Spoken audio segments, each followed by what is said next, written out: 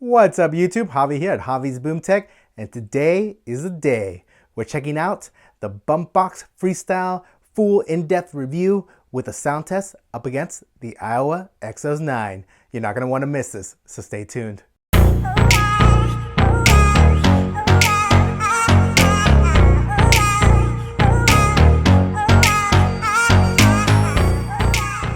You guys have been asking for it, so here it is, the Bumpboxx Freestyle, a massive 28-pound speaker that's nearly 3 feet long, 8.5 inches wide, and nearly 2 feet tall. So this speaker is not small by any means, and it's gonna take some practice to learn how to carry it around without bumping into doors and whatnot. Now the first thing you are immediately going to notice on the speaker are those massive dual 10-inch woofers that are going to handle all the low end on the speaker. Directly above that, you're going to have your dual 4-inch horns responsible for all your mids and highs. Now in the top center of the speaker, we have your Bumpboxx logo atop of some very cool motion LED lights that will start bumping as you start to crank this bad boy up. Now directly below the motion LED lights, we have this nice storage area on the speaker that will easily hold your phone, iPad, or whatever listening device you're using.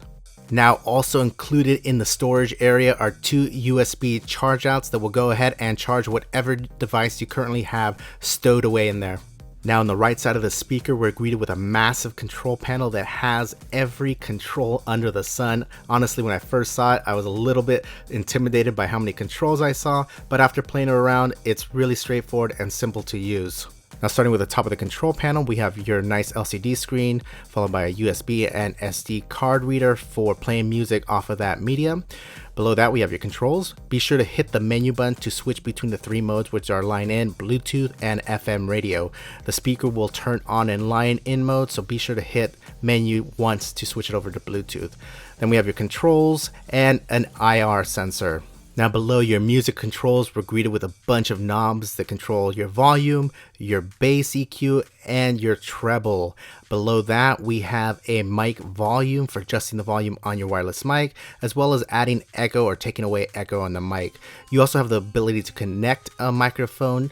You have an auxiliary in, your power button, and you have 2 line outs as well as a line in, which you will use to daisy chain multiple Bumpboxxes together. And last but not least, a guitar input for all you musicians out there. Now, like I said, this thing is a massive speaker, so Bumpboxx has seen fit to include both a handle and a carrying strap. Now moving over to the rear of the speaker, we're greeted with dual air ports. At first, I thought it was 3. However, that center one is definitely not an air port. I looked to see if it was possibly a handle. However, I concluded that I had no idea what it was. Now moving to the bottom of the speaker, we have your 6 rubber feet that are going to go ahead and keep your speaker in place while you're jamming out.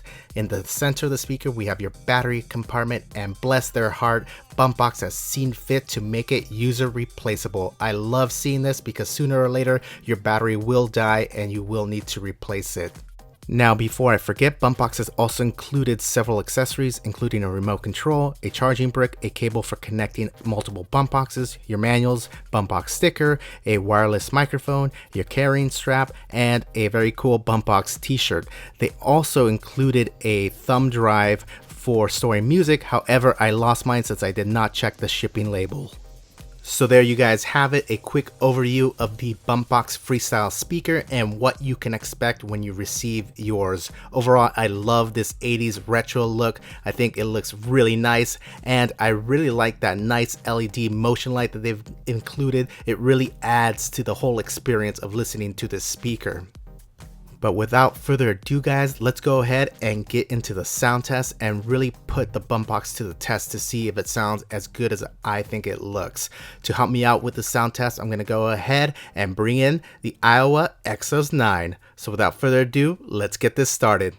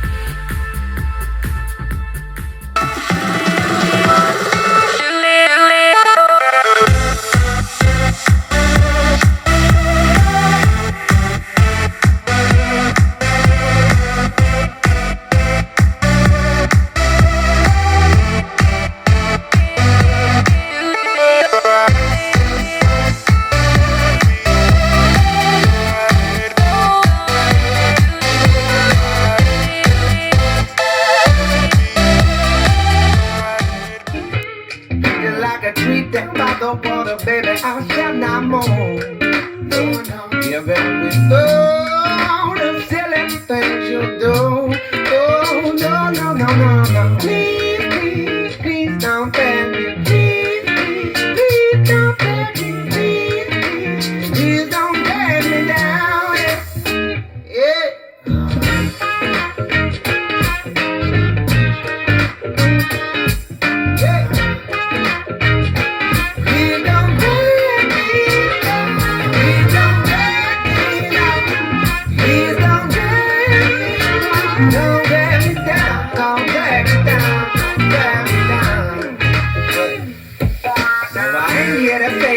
In that regard, the fruits of my labor ain't showing a scar, and I can't wait another day when I know.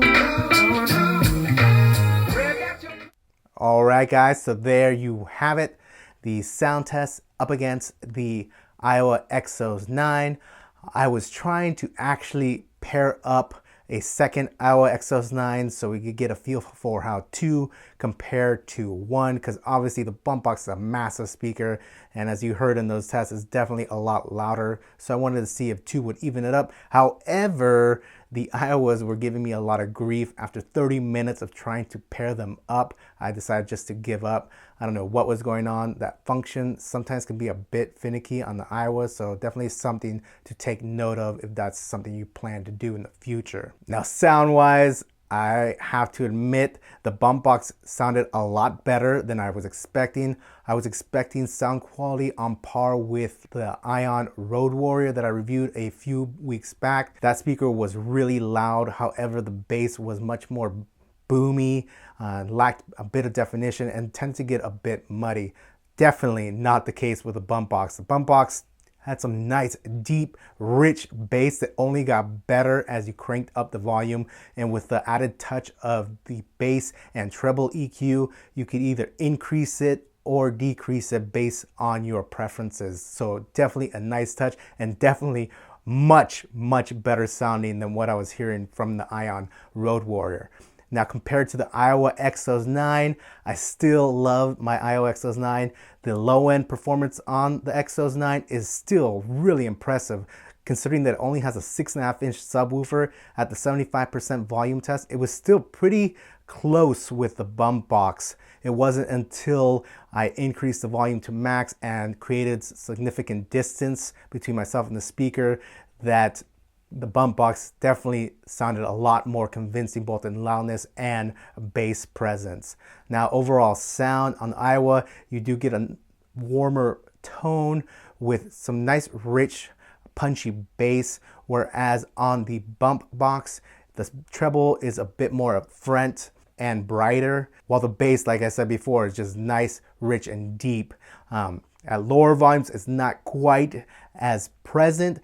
However, you can definitely remedy that by adjusting the EQ. That way you get a little bit more bass response at the lower volumes. You really do need to crank the speaker up about 50-55% or higher to really see those drivers start to move and create some very, very convincing bass. Honestly, guys, at the max volume, when I had that bass turned all the way up, I could feel the vibrations in my chest. That thing can kick very hard and stay together pretty well, much better than what I heard on the Ion Road Warrior, like I said before. So overall, I'm really liking the speaker. I love the look. I know it's not a look that everyone's gonna like. However, being a kid of the 80s, it definitely struck a soft spot with me. And with that big, powerful sound, I can definitely see myself using this in the future for parties. So hint, hint, if anybody's throwing a party anytime soon, call me. Now, one thing I did forget to mention is the Bumpboxx is rated at about 12 hours of battery life. Obviously, the higher the volume, the less you're gonna get. However, even at max, you can still eke out close to 7 hours. I was bumping this thing hard for the past couple of days, and I was pretty impressed with how long the battery did last. So if you're concerned about that, you don't have to worry about it. It definitely has the power to last. Now, while I am quite impressed with this speaker, there are a couple things that I did not like. For starters, the Bluetooth range on the speaker is kind of poor. At about 20-25 feet, I noticed that I was getting consistent Bluetooth dropouts. I had to move a lot closer, and when I did that sound test where I moved back about 9 meters, I had to actually leave the phone up by the Bumpboxx because it was cutting out just too much. So definitely something to note. On the iWaxos 9, on the other hand, that thing, you can get 50, 75 feet plus, and you're not gonna have an issue with the Bluetooth connection. Another thing, minor, is just a cosmetic. I noticed the other day when I was looking at the front panel where it says Bumpboxx and you got the motion LED lights, that the lettering was a little bit crooked. Not a big deal. Obviously, it's not gonna affect the sound, but just something to take note of.